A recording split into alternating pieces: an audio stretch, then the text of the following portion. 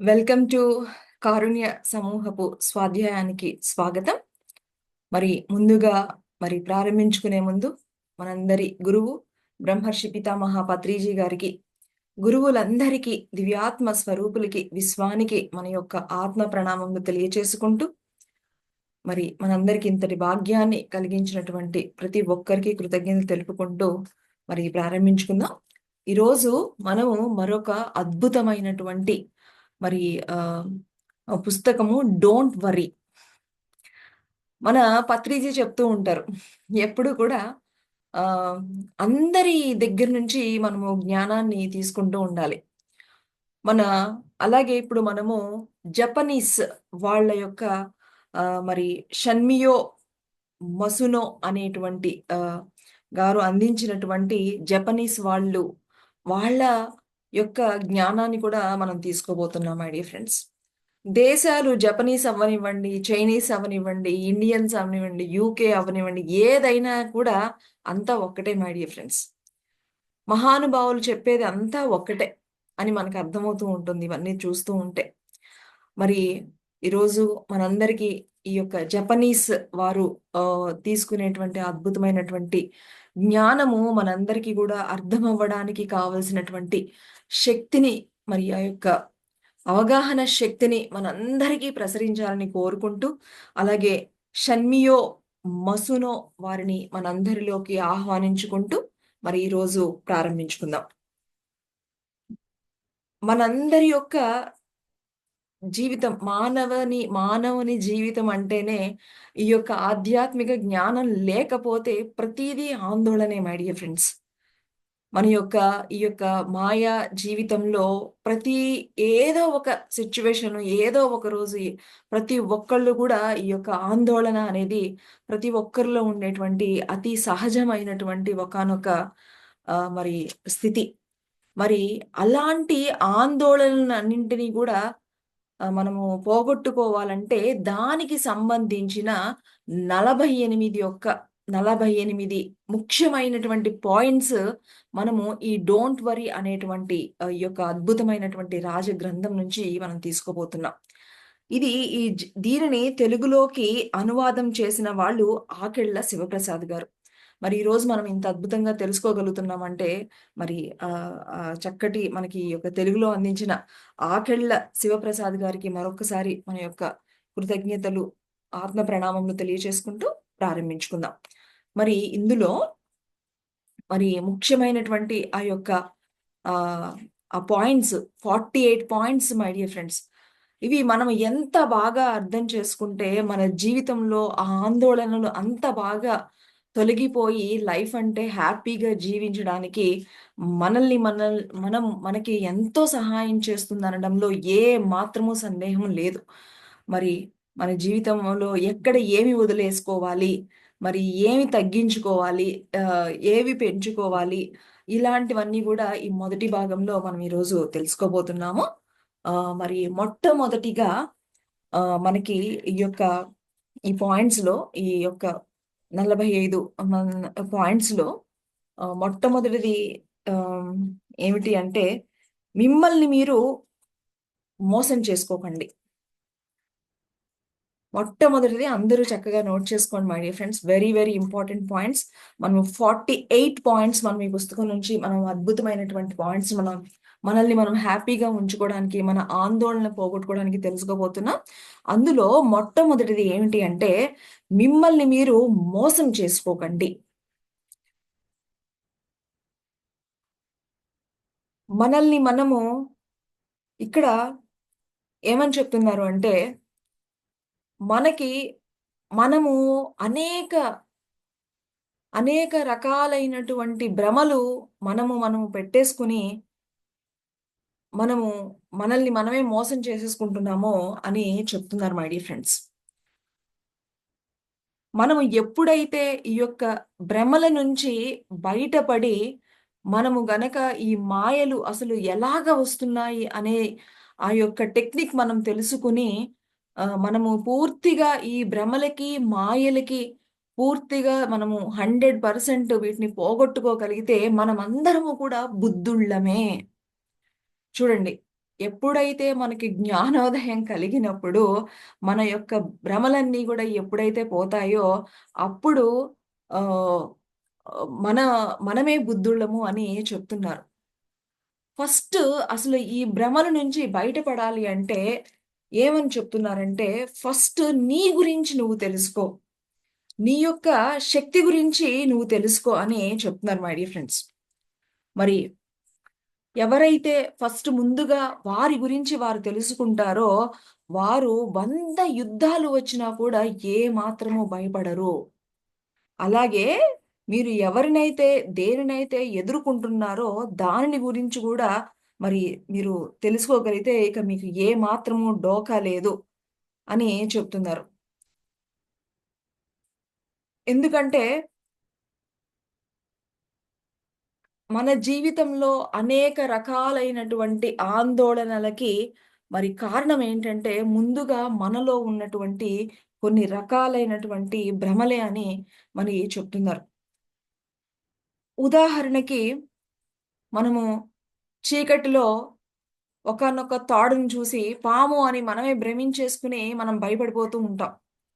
So, ఇలాగా మనము మనకే తెలియకుండా అనేక రకాలుగా మనల్ని మనము ఊహించేసుకుని ఆహ్, ఉదాహరణకి మరి ఆహ్, చిన్నప్పటి నుంచి ఆ పక్కింటి వాళ్ళతోనూ చూసుకుని నేనెప్పుడు ఏమీ చేయలేకపోతున్నాను.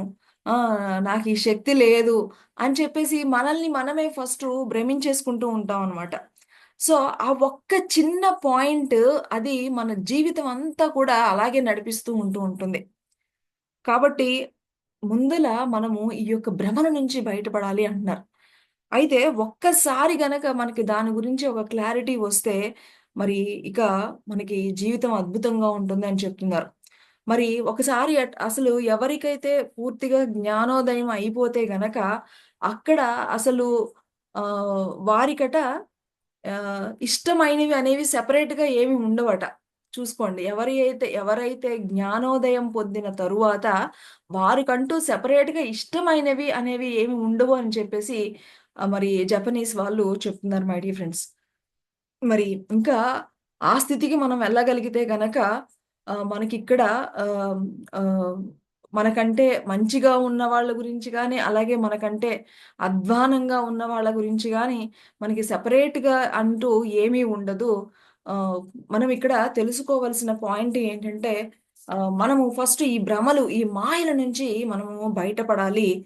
మనము ఏమి కన్ఫర్మ్ చేసుకోకుండా మనం ఊహించేసుకొని మరి ఇదే పాయింట్ మనకి ఆహ్, 4 ఒప్పందాలు అనేటువంటి పుస్తకంలో ఊహాగానాలు చేయకండి అనేటువంటి పాయింట్ గూడా ఉంది మై డియర్ ఫ్రెండ్స్. చూసారా? మహానుభావులు అందరూ చెప్పేది ఒకటే. మరి ఇక్కడ మరి ఈ జపనీస్ వారు మరి దాన్నే భ్రమలలో పడకండి అని చెప్తున్నారు మై డియర్ ఫ్రెండ్స్. ఇంకా మనకేంటంటే ఎంత సేపు గూడా మన యొక్క మనము అభివృద్ధి చెందాలి అంటే వాళ్ళు, వీళ్ళు కారణము. వాళ్ళేదో చెయ్యాలి, వీళ్ళేదో చెయ్యాలి. వాళ్ళు ఇలా చేయడం మూలాన నేను అభివృద్ధి చెందలేకపోయాను. వాళ్ళు ఏదో అన్నారు గాబట్టే నా జీవితం ఇలా అయిపోయింది. లేకపోతే నా పేరెంట్స్ నాకు సరైనటువంటి ఇది చూపించలేదు కాబట్టే నా జీవితం ఈ విధంగా నా పేరెంట్స్ చదువుకోలేదు. వాళ్ళకేం తెలీదు. అందుకనే నా జీవితం ఇలా అయిపోయింది.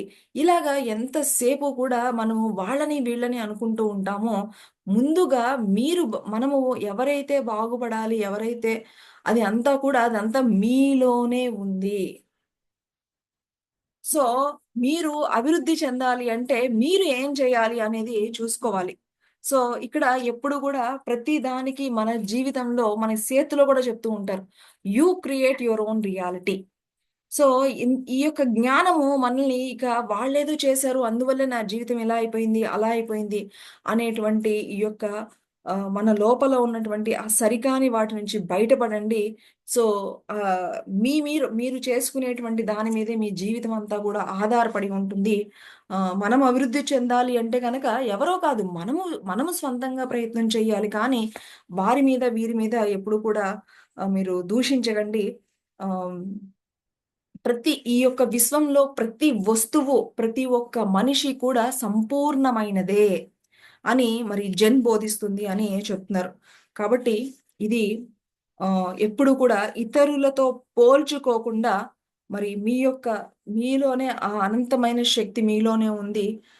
కాబట్టి మీరు ఇతరులతో పోల్చుకోకుండా మీరు సంపూర్ణంగా నేను ఎదగాలి మీ అని మీరు నిర్ణయించుకుని మీ లోపల నుంచి ఉన్నటువంటి ఈ ఎప్పుడైతే మనము ఈ యొక్క భ్రమలు కూడా ఎలా వస్తాయంటే ఎంతసేపు కూడా కంపారిజన్ మూలానే వస్తాయని చెప్తున్నారు. అంటే వేరే వాళ్ళతో కంపేర్ చేసుకోవడం మూలానే వాళ్ళు అలా ఉన్నారు కాబట్టి నేను ఇలా ఉన్నాను. ఇలాగ ఎప్పుడైతే మనం ఈ యొక్క కంపారిజన్ అనేది లేకుండా ఉంటుందో అప్పుడు 90% ఆఫ్ ఈ యొక్క ఏమైతే మనం ఊహించుకుంటామో ఈ భ్రమలు అన్నీ కూడా మరి మాయమైపోతాయి. కాబట్టి ఎప్పుడూ కూడా మనం గుర్తుంచుకోవాల్సింది ఏమిటి అంటే ఈ విశ్వములో ప్రతి ఒక్కరూ కూడా సంపూర్ణులే. ఓకే.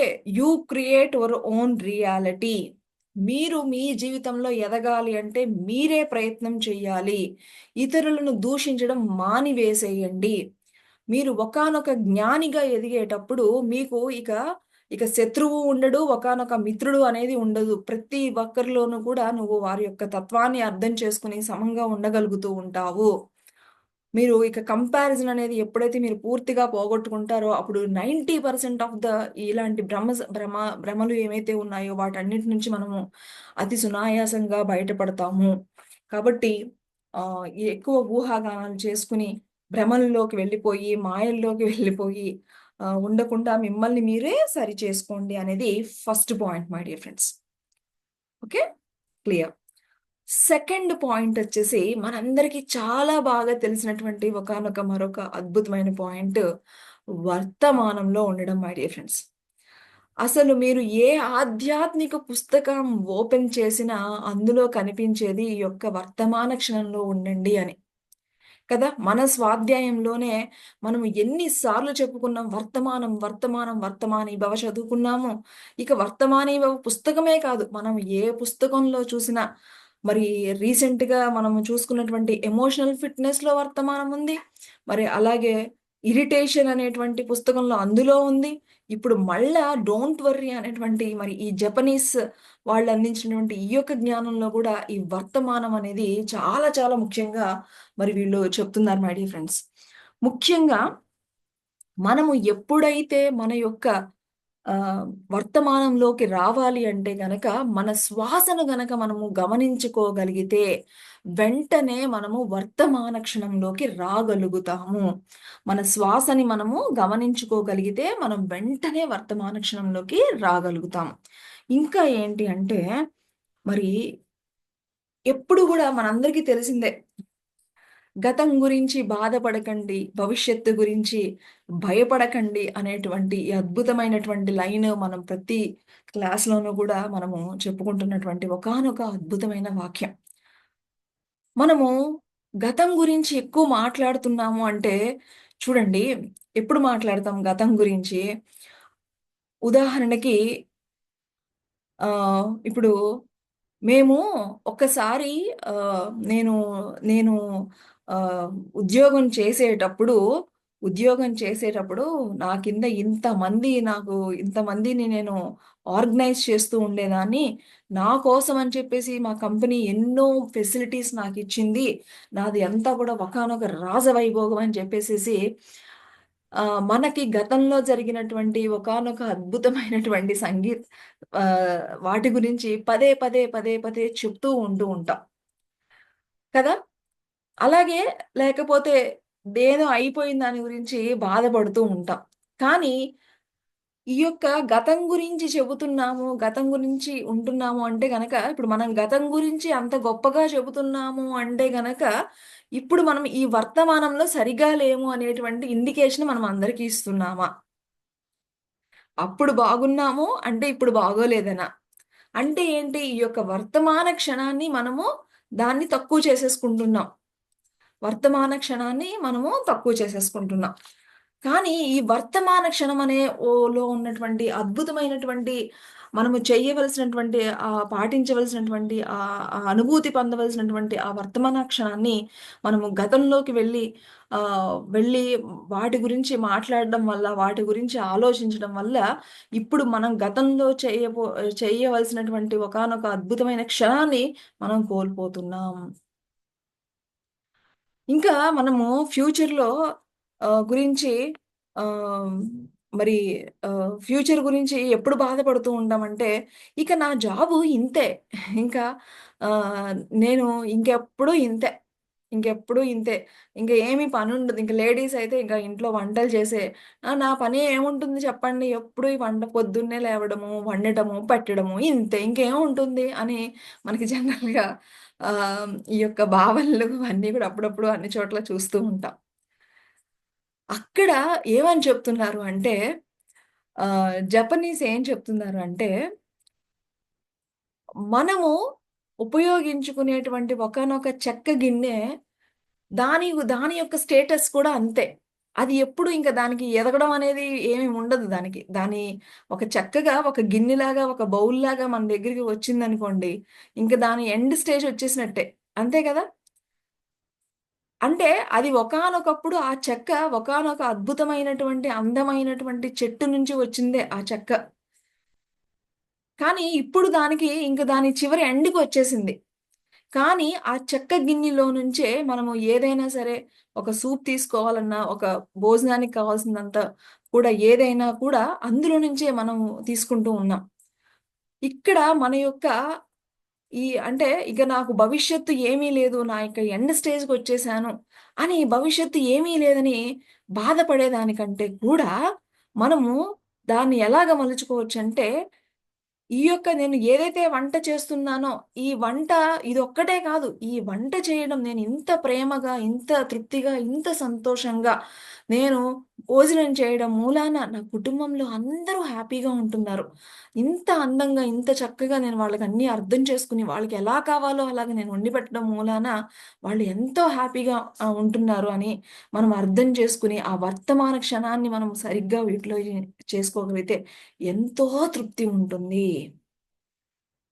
ఆ యొక్క చెక్క గిన్ని అనుకోవచ్చు. నేను నా యొక్క దానిలోనే ఒకానొక ఆత్మ రాముడికి ఆకలితో ఉన్న వాళ్ళకి నేను సేద తీరుస్తున్నాను అని గూడా ఆ చెక్క గూడా ఆనందంగా ఫీల్ అయినట్లే, మనం గూడా మనకి ఫ్యూచర్‌లో ఇంక నాకు అది లేదు, ఇది లేదు, నేనేమి సాధించలేను అని అనుకునే బదులు, ఈ యొక్క నా శక్తితో ఇప్పుడు నేను 10 మందికి నా వల్ల హెల్ప్ చేస్తున్నాను. అని అనుకోవడంలో ఎంతో అంటే ఇంకా గతంలోకి వెళ్ళకుండా భవిష్యత్తు నాకు ఎలా ఉంటుందో ఏంటో నాకింకేమీ లేదు అని అలా అనుకోకుండా మనం ఈ క్షణంలో ఉండి, ఈ క్షణాన్ని కూడా ఎంత మధురంగా మనము గనక ఉండగలిగితే మనకి ఎంతో చక్కటి నాకింక ఎదుగులేదు, బొదుగులేదు, నాకు ఎప్పుడు ఇంట్లోనే ఉండాలి, నేను ఎప్పుడు ఈళ్ళకి వంట చేసి పెడతా ఉండాలి అంటే అక్కడ అసంతృప్తి. కాదు. నేను ఎంతో ప్రేమగా చేస్తున్నాను. ఎంతో బాగా చెప్తున్నాను. నేనెంతో బాగా వండి పెడుతున్నానని ఆ వర్తమానంలో ఉంటే మీకెంతో తృప్తి. సో, ఎప్పుడు గూడా మనం వర్తమానంలో ఉండడం మూలాన మనకి ఎంతో సంతోషము. ప్రతి విషయాన్ని గూడా ఒక చక్కగా పాజిటివ్‌గా మలుచుకొని పూర్తి అవగాహనతో మనము గనక ప్రతి ఒక్క క్షణాన్ని మలుచుకోగలిగితే అక్కడ ఉండేది కేవలం తృప్తి, సంతోషమే అని మరి వర్తమానంలో ప్రతి ఒక్కరము ఉందాము. మీరు ఎప్పుడన్నా వెళ్లారని ఆ ఎరుక వచ్చిన వెంటనే మీ యొక్క శ్వాసను పట్టుకోండి. ఆ శ్వాస అనేది మనల్ని వెంటనే వర్తమాన క్షణంలోకి తీసుకొచ్చేస్తుంది. Don't miss it. మీ యొక్క ప్రతి క్షణాన్ని వర్తమాన క్షణంగా మలుచుకోండి అని మరిచిపోవద్దు అని చెప్తున్నారు మై డియర్ ఫ్రెండ్స్. చూసారా? ఎంత అద్భుతంగా చెప్తున్నారో. మహానుభావులందరూ చెప్పేది ఒకటే. వర్తమానంలో ఉండండి. ఓషో చెప్పినా అదే. పత్రిజీ చెప్పినా అదే. సేత్ చెప్పినా అదే. జపనీస్ చెప్పినా అదే. ఓకే. సో, ఇక థర్డ్ పాయింట్. మిమ్మల్ని మీరు మరి ఆహ్, అంటే ఇది జపనీస్ వాళ్ళ యొక్క జ్ఞానం కాబట్టి, వారి గురించి అంటే వాళ్ళు మరి ఎలాగా ఉండేవారు అనే దాంట్లో వాళ్ళకి అనుగుణంగా ఇక్కడ ఒక పాయింట్ మరి ఉందన్నమాట. ఏమిటి అంటే, మీరు ఎప్పుడూ గూడా లోపల భారం అనేది ఉంచుకోకండి. మూడో పాయింట్, మీరు ఎప్పుడు కూడా మీరు భారంగా ఉంచుకోకండి. ఎప్పుడు కూడా ఫ్రీగా అయిపోండి అని చెప్తున్నారు. ఎందుకు అంటే ఇది చాలా ఇంపార్టెంట్. వాళ్ళట జపనీస్ వాళ్ళు జపాన్ వాళ్ళు వాళ్ళట వాళ్ళకి ఉండేటువంటి ఆచారం ఏంటి అంటే వాళ్ళు ఎక్కడికన్నా ఒక ఇల్లు మారినప్పుడు గానీ, ఒక ఇంటిలో కొత్తగా గృహప్రవేశం అంటే ఏదైనా ఒక కొత్తగా వచ్చినప్పుడు వాళ్ళు ఎక్కడున్నా సరే కూడా ఒక దైవ పీఠం అని పెట్టుకునేవారనమాట. ఇప్పుడు మనం చూడండి, మనం గూడా అంతే గదా! మనం ఏదైనా ఒక కొత్త ఇంట్లోకి వెళ్ళాము అనుకోండి, వెంటనే మనం అక్కడ ఒక దేవుడు ప్రతిమల్ని పెట్టుకుని, ఒక సత్యనారాయణ వ్రతం చేసుకొని, దేవుడు గది అంటూ ఒకటి పెట్టుకుంటామా లేదా? అలాగా జపనీస్ వారట వాళ్ళు, వాళ్ళెక్కడున్నా కూడా వాళ్ళకంటూ ఒక దైవ పీఠం అని చెప్పేసి ఒకటి పెట్టుకుంటారట వాళ్ళు. పెట్టుకుని వాళ్ళు ఆ పీఠం మీదకి వాళ్ళ యొక్క ఆహ్, పూర్వీకులను, దైవాలను ఆహ్వానించుకుంటారట. ఆ దైవ పీఠం మీద వాళ్ళ యొక్క పూర్వీకులను, వాళ్ళ యొక్క దైవాలను ఆహ్వానించుకుంటారు. ఎందుకు అంటే వాళ్ళు ప్రతిరోజు గూడా ఆ దైవ పీఠం దగ్గరికి వెళ్లి ఒక కర్పూరమో, ఒక చక్కగా ఏదన్నా వెలిగించుకుని, మరి చేతులు 2 చాచి వాళ్ళతో వాళ్ళు కమ్యూనికేట్ చేస్తూ ఉంటారట. వాళ్ళని ఆహ్వానించుకుని మరి ప్రతిరోజు ఉదయం చేతులు 2 జోడించి వాళ్ళతో మాట్లాడుతూ ఉంటారట. వాళ్ళు అది అది అది తరతరాలుగా వాళ్ళకి వచ్చింది అలాగా ఫాలో అవుతున్నారు. ఎందుకంటే వాళ్ళు దాని ద్వారా వాళ్ళ యొక్క కృతజ్ఞత ఎందుకంటే వాళ్ళ పూర్వీకులు లేకుండా వాళ్ళిప్పుడు లేరు. కాబట్టి ఆళ్ళెప్పుడు గూడా ఏదన్నా ఆహ్, కృతజ్ఞత చెప్పుకోవడం ప్రతిరోజు చేతులు జోడించి వాళ్ళకెళ్ళి అక్కడ ఆహ్, గా చక్కగా కృతజ్ఞతలు ఒక ధూపం అది ఎలిగించి చేతులు జోడించి మళ్ళా ఆహ్, వాళ్ళకక్కడ ఆళ్ళు కమ్యూనికేట్ చేసుకుంటూ ఉండేవారనమాట. వాళ్ళతో మాట్లాడుకుంటూ ఉండేవారు. ఏదొచ్చినా సరే. ఇంకా వాళ్ళకేదైనా బాధొచ్చినా, కష్టమొచ్చినా అన్నీ గూడా అక్కడికెళ్ళి చెప్పుకుంటూ ఉంటారట వాళ్ళు. సో, అలా చెప్పుకోవడం ద్వారా వాళ్ళకేమైపోతుందంటేనట, వాళ్ళ లోపల ఏదన్నా బాధున్నా, సంతోషమున్నా అంతా కూడా పూర్తిగా మరి వచ్చేసి వాళ్ళు పూర్తిగా ఫ్రీగా ప్రశాంతంగా ఒక రిలాక్సేషన్ చూడండి మనకు కూడా మనకేదన్నా బాధొచ్చిందనుకోండి, ఫస్ట్ మనం ఏం చేస్తూ ఉంటాం, మన పిల్లలకో, మన మన స్నేహితులకి, లేకపోతే మనం ఎవరైతే క్లోజ్ అనుకుంటామో వాళ్ళతో చెప్పగానే మనకొక చక్కటి రిలాక్సేషన్ అనేది వచ్చేస్తుంది. అలాగా వాళ్ళు జపనీసు ఏంటంటే, వాళ్ళు ప్రతి ఇంట్లో కూడా ఒక దైవ పీఠం అని పెట్టుకొని, అక్కడ ప్రతిరోజు అక్కడ చేతులు జోడించి వాళ్ళతో మాట్లాడుకోవడం ద్వారా మరి వాళ్ళు లోపల ఉన్నటువంటి వాళ్ళకున్నటువంటి ఆ బాధనంతా తొలగించుకోవడం ద్వారా వాళ్ళకి ఒక చక్కటి మనశ్శాంతి అనేది స్థిరపడిపోతూ ఉంటుందనమాట. ఇక ఎందుకంటే లోపల ఆ భారం తగ్గిపోయిందనుకోండి, ఆ యొక్క శిరోభారం తగ్గిపోయిందనుకోండి, ఇక మరి ఇంకా అక్కడ బాధ కలిగించే విషయాలు ఏమీ లేనప్పుడు, మనం ఎందుకంటే మన లోపల ఉన్నదంతా కూడా వాళ్ళ ముందు కక్కేసుకున్నాం. వాళ్ళకి చెప్పేసుకున్నాం. ఆ దైవపీఠం దగ్గరికెళ్ళి, నాకు ఈరోజు నన్ను ఇంతలా అవమానించారు. నేను చాలా బాధపడ్డాను అని వాళ్ళు చెప్పుకున్నారనుకోండి, మీ లోపల ఆ యొక్క అవన్నీ గూడా పోయి, ఒక చక్కటి ప్రశాంత స్థితికి వెళ్ళేవారు. అంటే ఇక్కడ ఏం చెప్తున్నారంటే, ఇక్కడ జపనీస్ అంటే వాళ్ళంటే దైవపీఠము అని ఏర్పరుచుకున్నారు. ఇక్కడ అలా అని ఏమి కాదు. మనము కూడా మనకున్నటువంటి ఒకానొక ఆ ప్రదేశంలోనే ఒక చోట పర్టిక్యులర్‌గా పెట్టుకోండి. పెట్టుకుని మీకు ఏదొచ్చినా కూడా మీ తల్లిదండ్రుల్ని పెట్టుకుంటారో, మీ ఫోటోల్ని పెట్టుకుంటారో, మీకిష్టం వచ్చినటువంటి దైవాల్ని పెట్టుకుంటారో మరి పెట్టుకొని మనకి యాక్చువల్‌గా ఇది మన పూర్వీకులు అందరం గూడా చూడండి మనకి ఇప్పుడు ఏమో తెలీదు గానీ, మరి మా చిన్నప్పుడైతే కంపల్సరీగా స్నానం చేసిన వెంటనే మొట్టమొదటి దేవుడి దగ్గరికెళ్ళి ఒక 2 నిమిషాలు కళ్ళు మూసుకొని చక్కగా ఇలా దండం పెట్టుకొని, బొట్టు పెట్టుకొనొస్తేనే ఆ స్నానం అది కంప్లీట్ అయినట్టు. అలాగుండేది చిన్నప్పుడు మరి సిస్టమ్. ఇప్పుడేంటి అలా అసలు ఏమీ లేదు మనకి. ఇది ఎలాగంటే ఇప్పుడు వచ్చినటువంటి ఆ యొక్క పరిస్థితుల కారణంగా ఇలాంటి ఆచారాలు, ఇలాంటివన్నీ గూడా పోతూ ఉన్నాయి. కానీ అది కేవలం మీరు వాళ్ళకి కృతజ్ఞత, గౌరవించడమే కాదు, మీ లోపల ఉన్నటువంటి ఇవన్నీ పోగొట్టుకోవడం మూలాన మీకెంతో రిలాక్సేషన్ ఉంటుంది.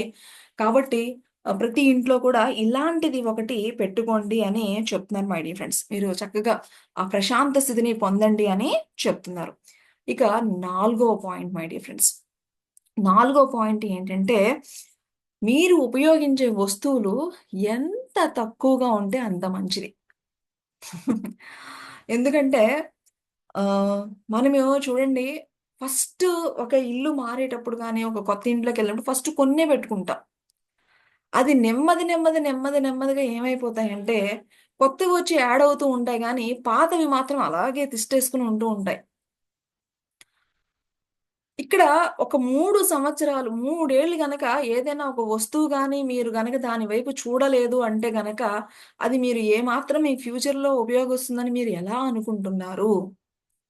సరే మరి కొన్నారు వేస్ట్ అయిపోతుంది అనుకుంటే, దానికి వేస్ట్ అవ్వకుండా మరి దాన్ని ఉపయోగించుకునే వాళ్ళు ఎంతో మంది ఉంటారు. మీరు అనాథ పిల్లలకివ్వండి, పక్క వాళ్ళకివ్వండి, ఎవరికో ఒకళ్ళకివ్వండి. దాన్ని ఎవరైతే ఉపయోగించుకుంటారో వాళ్ళకివ్వండి. అప్పుడు మీరు దాన్ని వేస్ట్ చేశాము అనేటువంటి భావన మీకు రాదు. సో, ఇలాగా అన్నీ గూడా అలాగే యాడ్ అయిపోయి మీ అన్నీ గూడా ఉంటే అది ఒక అక్కడి నుంచి ఆ నెగెటివ్ వైబ్రేషన్స్ దానివల్ల మీ యొక్క మానసికంగా, మీ యొక్క భౌతికంగా కూడా మీ మీద ఎంతో ఇంపాక్ట్ అనేది ఉంటుంది. కాబట్టి ఎప్పటికప్పుడు మీరు చెక్ చేసుకోండి. మీరు అలాగ మీ ఇంట్లో ఎక్కడన్నా ఉంచుకున్నారా? ఇది అంతకుముందు గూడా మన స్వాధ్యాయంలో మరి నెగెటివ్ ఎనర్జీస్ అలాంటివన్నీ గూడా మనం ఎక్కడైతే కదలకుండా క ఉపయోగించుకుంటా ఉంటూ ఉంటామో, అక్కడ ఈ నెగెటివ్ ఎనర్జీస్ అనేవి అక్కడ ఫార్మ్ అవుతూ ఉంటాయి. కాబట్టి ఎప్పుడు కూడా ఆహ్, నీట్‌గా ఉంచుకోండి. ఎప్పుడు తీసేయండి పనికిరానివని మనం అంతకుముందు కూడా స్వాధ్యాయంలో చాలా సార్లు చెప్పుకున్నాం మై డియర్ ఫ్రెండ్స్. చూసారా? జపనీస్ అయినా సరే ఇదే పాయింట్ చెప్తున్నారు. మీరు 3 సంవత్సరాల కంటే గనక మీరు గనక మీ ఇంట్లో ఏమన్నా ఉన్నాయి అంటే గనక ఇమ్మీడియేట్‌గా తీసేసి ఎవరికన్నా ఇచ్చేసేయండి. దానివల్ల మీరు శారీరకంగా, మానసికంగా ఎంతో ప్రశాంతంగా ఉంటారు. అయితే ఇక్కడ ఇంకొక పాయింట్ గూడా ఉంది. కొన్ని ఉంటాయి. ఇప్పుడు ఉదాహరణకి మీ మీ అమ్మగారు మీ యొక్క ఆచారం ప్రకారం కొన్ని విలువైనవి ఏవన్నా ఇచ్చారనుకోండి. కొన్ని వస్తువులో ఏదన్నా ఇచ్చారనుకోండి. మరి దాన్ని అలాగా వాళ్ళు ఎంతో ప్రేమతో అవి చూసినప్పుడల్లా మనం వాళ్ళతో కనెక్ట్ అవుతున్నాము. సో, అలాంటి వస్తువులు అవి, అవి మీకు ఒక చక్కటి ప్రేమ ఇవన్నీ గూడా కలుగజేస్తున్నాయి. అవి మీ యొక్క అలాంటివి మీరు ఏం చేయండంటే ఒక అందమైన పెట్టెలో, ఒక అందమైన వాటిల్లో పెట్టుకోండి. ఇప్పుడు చూడండి మనకి ఓల్డ్ జ్యువెలరీ ఉందనుకోండి లేడీస్ తాత ముత్తాతల నుంచి ఏవో వచ్చాయనుకోండి. అది చాలా ఓల్డ్ మోడల్ మనమేమి ఉపయోగించుకోవట్లేదు. అలా అని చెప్పేసి మనం అది ఎంతో వాల్యుబుల్ మనకి. అది వాళ్ళ ఇచ్చింది. అలాంటప్పుడు దాన్ని కొత్తగా మోల్డ్ చేసుకోండి. ఒక అందమైన దాంట్లో పెట్టుకోండి. సో, అలాగా మీరు మీరు ఉపయోగించుకునే వస్తువు, ఆ వస్తువు మీకు ఏమిస్తుంది అనేది చెక్ చేసుకొని మరి ఈ విధంగా మీ ఇంట్లో ఉన్న వాటన్నింటిని గూడా మరి ఉంచుకోవడం వల్ల ఆహ్, మీ యొక్క మానసిక విధంగా మీరెంతో ఆరోగ్యాన్ని ఆహ్, పొందుతూ ఉంటారు అనేది మరి నాలుగో పాయింట్ మై డియర్ ఫ్రెండ్స్. ఇక ఐదవ పాయింట్. ఐదవ పాయింట్ ఏంటి అంటే, మీరు ఎలా ఉన్నారో అలాగే ఉండండి. ఉదాహరణకి ఆహ్, మనం అనుకుంటూ ఉంటాము, అన్నీ మనమే నియంత్రించేయొచ్చు అని అనుకుంటూ ఉంటాం. కానీ మన నియంత్రణలు అనేవి చాలా ఉన్నాయి. ఉదాహరణకి మన హార్ట్ బీట్ ఉందనుకోండి, అది మన నియంత్రణలో ఉంటుందా? మన లోపల ఎన్నో ఆర్గాన్స్ పనిచేస్తున్నాయి. అవి మన నియంత్రణలో ఉంటున్నాయా? ఉండడం లేదు. మరి అంతే కాదు. మనం ఇంత ధ్యానం చేస్తున్నాము. మరి ఇంత హెల్తీగా మంచి డైట్ తీసుకుంటున్నాము. కానీ మనకి అప్పుడప్పుడు అనారోగ్యం అనేది వస్తూ ఉంటుంది. అంటే చూడండి అది మన కంట్రోల్‌లో ఉంటుందా? మన నియంత్రణలో లేదు. సో, ఇలాగా మనకి నియంత్రణలో లేని వాటిని ఇమ్మీడియేట్‌గా దాని గురించి ఎక్కువ ఆర్గ్యూ చెయ్యకుండా, మరి వాటిని ఆహ్, యాక్సెప్ట్ చేయడం నేర్చుకోండి. ఇమ్మీడియేట్‌గా వాటిని యాక్సెప్ట్ చేసేసి, దాన్ని గూడా పాజిటివ్‌గా మనం ఎలా తీసుకోవాలా అనేది మనము మన యొక్క దైనందిక జీవితంలో ఒక భాగంగా చేసుకోవాలి అని చెప్తున్నారు. అయితే కొన్ని మనం నియంత్రించేవి ఉంటాయి. ఇప్పుడు ఉదాహరణకి చూడండి, మనకి ఈ యొక్క స్వాధ్యాయం అనేది మనందరికీ చాలా చాలా ఇంపార్టెంట్. సో, ఈ టైంని మనం ఎలా ప్లాన్ చేసుకోవాలి అనేది మన నియంత్రణలో ఉంటుంది. సో, మీరు నియంత్రించే దాని మీద మీరు దృష్టి పెట్టండి. కానీ మీరు నియంత్రణ లేని వాటి మీద మీరు ఏమి చేసినా ఏమీ ఉండదు. మీరు ఎక్కడెక్కడ మిమ్మల్ని మీరు సరిచేసుకోగలరో, ఎక్కడెక్కడ మిమ్మల్ని మీరు వాటి మీద మీరు దృష్టి పెట్టండి. Okay friends. మరి ఇది ఆహ్, సో, అనవసరంగా మీ యొక్క నియంత్రణలో లేని పట్ల మనము శ్రద్ధ పెట్టిన ద్వారా మనకి ఏమీ ఉండదు. కాబట్టి మీరు శక్తి లేని విషయాలపై కాకుండా మీరు ఏదైతే మరి అలాంటి నియంత్రణలో లేని వాటి పట్ల సానుకూల దృక్పథంతో దాన్ని ఎలాగా నేను పాజిటివ్‌గా తీసుకోవచ్చు, నేను ఎలాగా అనేది తీసుకోండి. మీరు ఎక్కడైతే మీరు ఏ విషయాలపై మీరు నియంత్రించగలిగేటువంటి శక్తి ఉంటుందో దాని మీద దృష్టి పెట్టండి అనేది ఐదవ పాయింట్ మై డియర్ ఫ్రెండ్స్. ఇక ఆరవ పాయింట్ వచ్చేసి మీ యొక్క రంగు అద్దాలను తీసివేయండి. మీ యొక్క రంగు అద్దాలను తీసివేయండి. అంటే మనకి ఆహ్, ఇప్పుడు ఒక మన ఇంటికి ఎవరన్నా వస్తున్నారు అనుకోండి. మీ పక్కన మీ అమ్మో, లేకపోతే మీ అత్తగారో, మన కుటుంబ సభ్యులో ఎవరో ఒకళ్ళు. ఆవిడ, ఆవిడసలు మనం చెప్పింది అసలేమి వినదండి. ఆవిడ వేస్టు. ఆవిడ అసలకి అసలన్నీ ఎప్పుడూ ఇలాగే ఉంటది. ఆవిడతో మనం పడలేము అని ఆల్రెడీ ఆవిడ రాకముందే ఆవిడ గురించి మీకు మీ తలలో కొన్ని ఎక్కిచ్చేసారనుకోండి. ఆవిడ పాపము వచ్చి మంచిగా మాట్లాడుతున్నా, ఆవిడ ఏం చేసినా కూడా మనకి ఎలా కనిపిస్తుంది? ఆవిడ ఎవరైతే మనకు ఆల్రెడీ ఎక్కిచ్చేసారో ఆ కోణంలోనే మనం చూస్తూ ఉంటాం. అలాగే ఒక ఆఫీస్‌లో అనుకోండి. ఆఫీస్‌లో గూడా మీ ఈసారి మీకు కొత్తగా వచ్చేటువంటి మీ యొక్క సీనియర్ ఎవరైతే మీ బాస్ ఉన్నారో, వాడు చాలా దుర్మార్గుడు. వాడసలు ఎవరిని ఎప్పుడు ఏదో ఒకటి అంటూ ఉంటాడు పాపం ఆయనొచ్చి అన్నీ మంచిగా చెప్తూ, మంచిగా చేస్తున్నా కూడా మనకి ఆయన మంచితనం కనిపించదు. అలాగా మనకి మన యొక్క డైరెక్ట్‌గా వారితో అనుభవం లేకుండా అవి ఇవి మాటలు విని మనము కొన్ని రంగు అద్దాలని అనేవి తొడిగేసుకుంటూ ఉంటామనమాట. అవి ఉన్నంత సేపు మనకి ఎవ్వరు కూడా వాళ్ళలాగా కనిపించరు. సో, అలాంటి రంగు అద్దాలు ఏమైనా ఉంటే గనక వాటిని ముందుగా మీరు తీసివేయండి. ప్రతి ఒక్కరు కూడా ఈ విశ్వంలో ప్రతి ఒక్కరు గూడా పరిపూర్ణత పొందడానికి గల సామర్థ్యం ఉన్నవారే. అన్నటువంటి కోణంలో గనక చూడగలిగితే మనము ఆ బుద్ధత్వం వైపు అడుగులు వేస్తున్నట్టు అవుతుందనమాట. కాబట్టి ప్రతి ఒక్కటి మనము పాజిటివ్‌గా చూసుకొని మరి ప్రతి ఒక్కరిలోనూ గూడా దైవం ఉంది. ప్రతి ఒక్కరు గూడా సంపూర్ణతకి అర్హులే. ప్రతి ఒక్కరు గూడా ఆ యొక్క నెమ్మదిగా ఒక్కొక్కళ్ళు వెళ్తున్నారు అనేటువంటి ఆ భావనతో గనక వాళ్ళల్లో గూడా మనం పాజిటివ్‌గా వాళ్ళని చూసుకోవడం ద్వారా మనలో 90% ఆఫ్ ద మరి ఆ చింతలు అనేవి పూర్తిగా పోతాయి.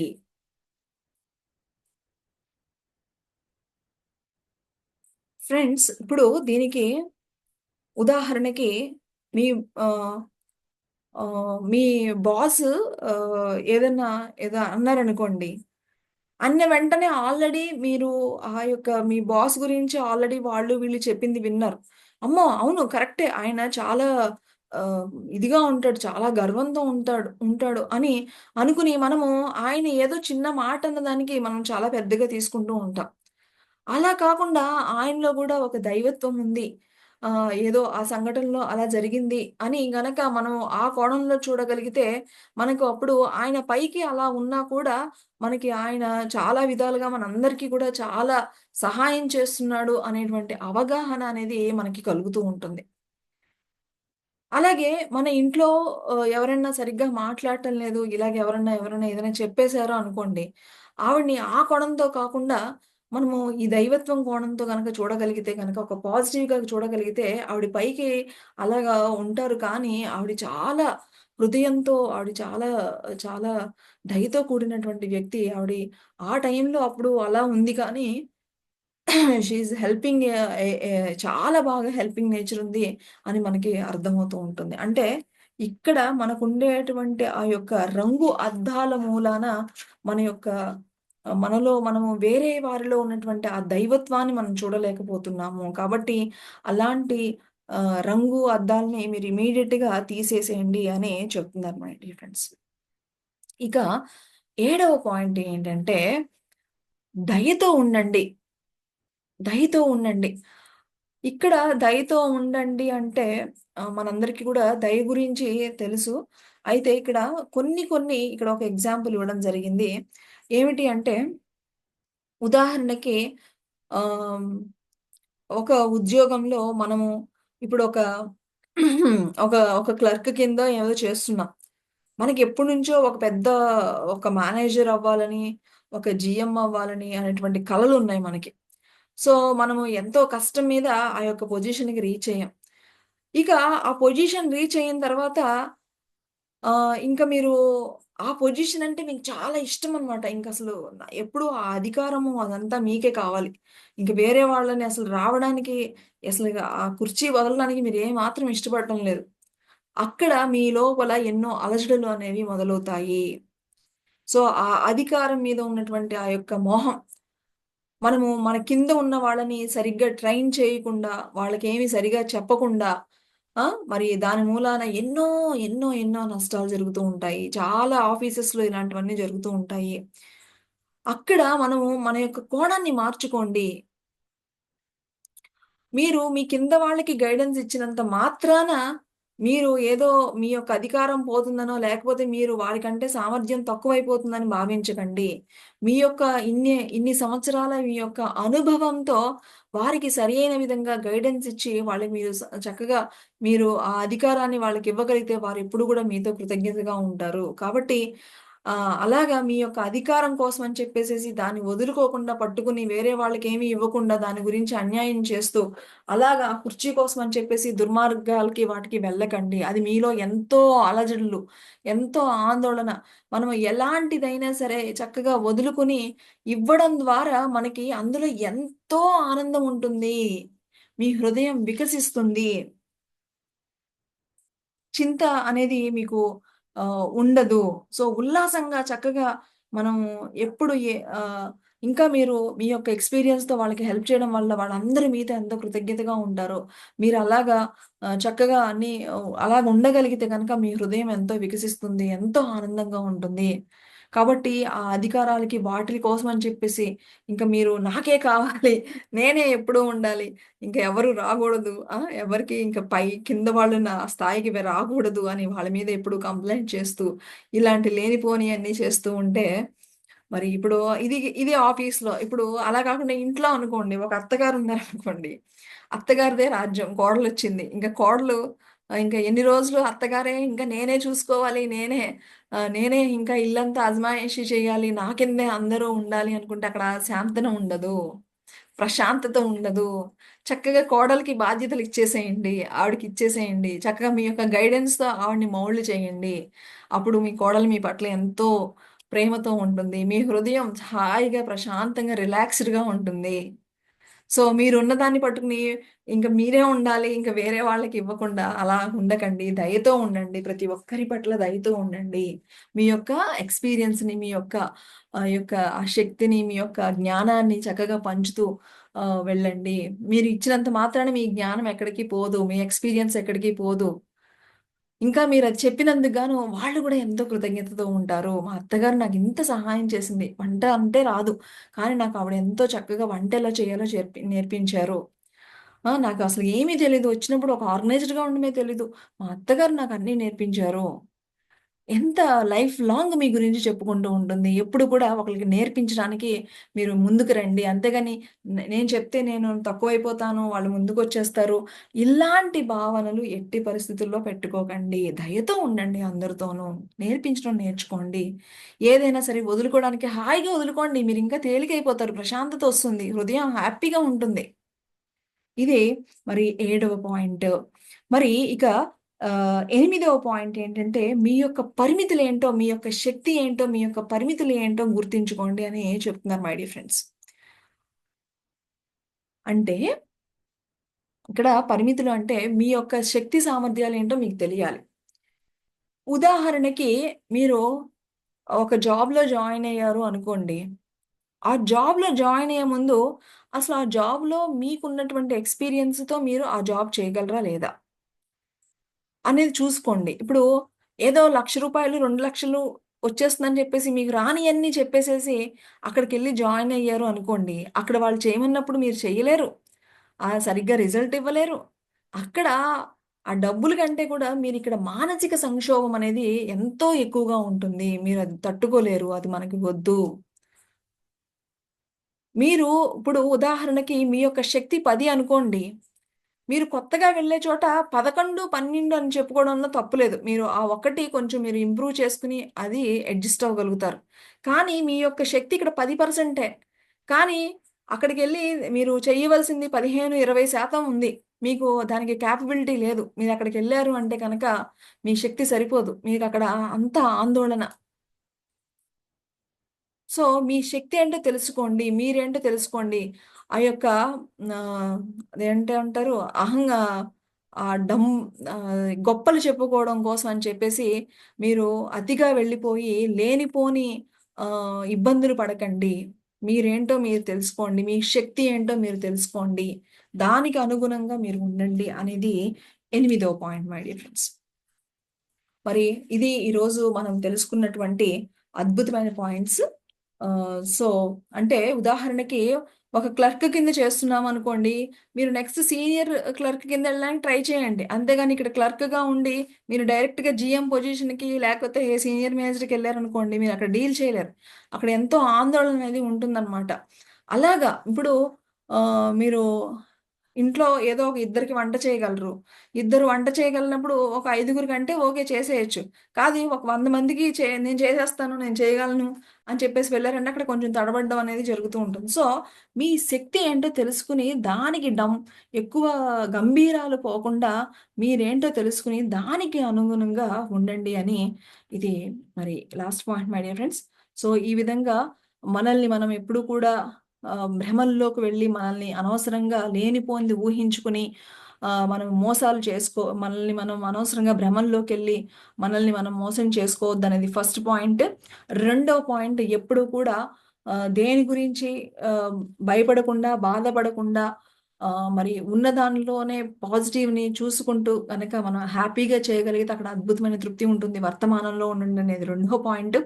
మూడవది మిమ్మల్ని మీరు మరి భారం చేసుకోకుండా అంటే లోపల భారాన్ని పోగొట్టుకోవడానికి ఒక దైవ పీఠంతో మీకు నచ్చిన వారితో ఒక ప్లేస్ అనేది పెట్టుకుని వారితో సంభాషించి మీ లోపల ఉన్నటువంటి అన్నీ కూడా పోగొట్టుకోండి అనేది మూడవ పాయింట్. నాలుగవదొచ్చి మీరు మీ వస్తువులను తగ్గించుకోండి. మీరు ఎంత తక్కువగా మీ దగ్గర వస్తువులుంటే మీరు అంత ప్రశాంతంగా ఉంటారు. ఎంతసేపు అది ఎప్పుడుకో కొన్ని సంవత్సరాల తర్వాత ఉపయోగిస్తున్నాను అన్నిటిని కూడా పోగు చేసుకోకండి. ఎవరికి అవసరమైతే వాళ్ళకి ఇచ్చేసేయండి. అంతేగాని అవన్నీ ఇంట్లో పెట్టుకొని మీరు ఎక్కువగా అనవసరంగా మీరు మానసికంగా అనవసరమైనటువంటి అనారోగ్యాలు తెచ్చుకోకండి అనేది నాలుగో పాయింట్. అలాగే ఐదవదొచ్చేసి మీరు ఎలా ఉన్నారో అలాగే ఉండండి. అంటే మన యొక్క నియంత్రణలో లేని గురించి ఎక్కువ ఆవేశపడిపోతూ వెళ్ళకండి. మన నియంత్రణలో ఉన్న వాటి మీద మనం ఏం చేయగలమో దాని మీద మీరు చేసుకుంటూ వెళ్ళండి.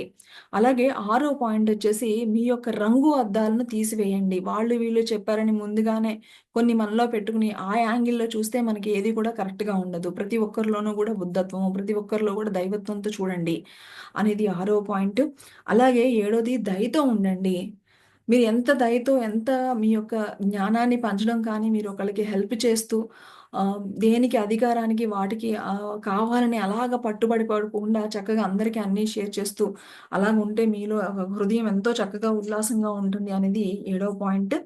అలాగే మీరు ఏది ఎళ్ళినా కూడా ఒక్కొక్క పాయింట్ పర్వాలేదు. మీ పరిమితులు చూసుకొని మీరు పని చేయండి అనేది ఎనిమిదవ పాయింట్ మై డియర్ ఫ్రెండ్స్. ఇది ఈరోజు మన యొక్క స్వాధ్యాయంలో తెలుసుకున్నటువంటి అత్యున్నతమైనటువంటి మరి 8 పాయింట్లు ఆందోళనలు తగ్గించడానికి ఆచరించవలసినటువంటి 8 పాయింట్లు ఈరోజు తెలుసుకున్నాము. మరి ఈరోజు మనకి జ్ఞానాన్ని అందించినటువంటి మరి షన్మియో మసూనో గారికి మరొక్కసారి మన యొక్క కృతజ్ఞతలు తెలుపుకుంటూ మరి ఈరోజు మనందరికీ ఇంతటి భాగ్యాన్ని అందించిన గురువులకు, దివ్యులకు, విశ్వానికి కృతజ్ఞతలు తెలుపుకుంటూ తిరిగి రేపటి మరొక అద్భుతమైన పాయింట్స్‌తో తిరిగి మరలా కలుసుకుందాం. Thank you.